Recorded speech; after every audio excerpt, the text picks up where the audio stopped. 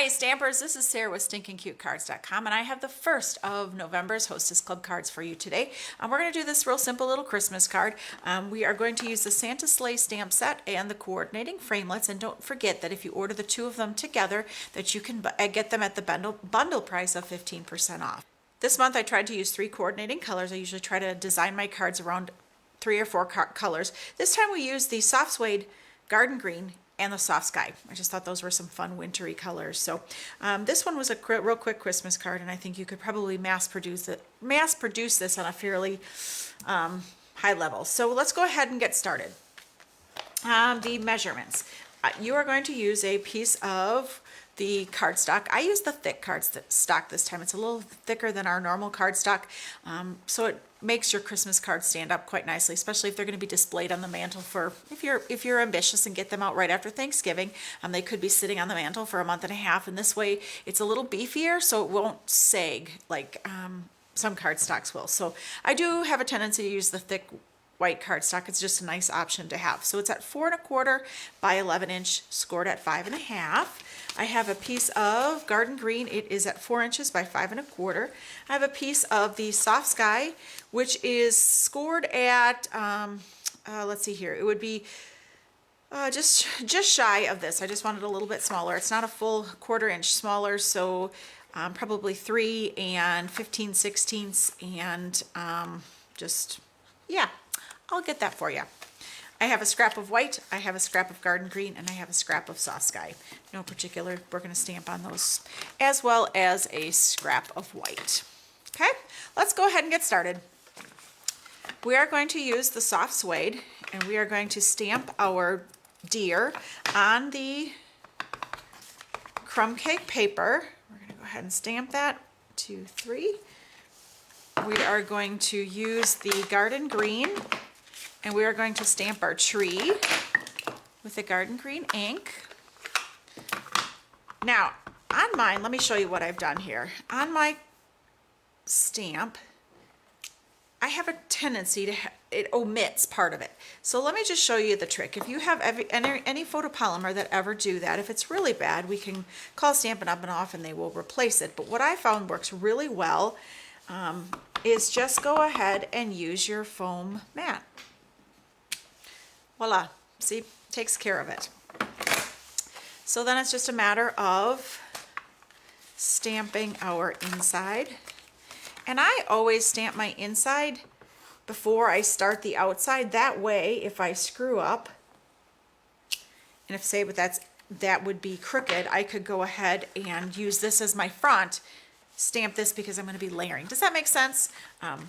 You know, if it was crooked, I could go ahead and cover that, and I get basically 2 shots. But it looks good, so I'm just going to go ahead and leave it.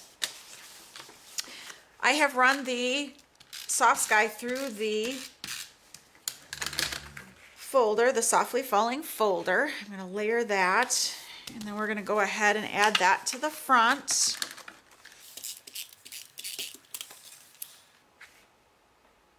And all right, I have a scrap of white cardstock here, and I'm going to go ahead and make some snow. All I'm going to do is I'm just going to tear it. I know that's kind of contrary to everything that we believe.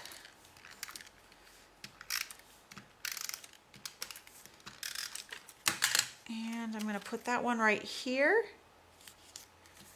And if I want to tear it just a little bit more, I can do that.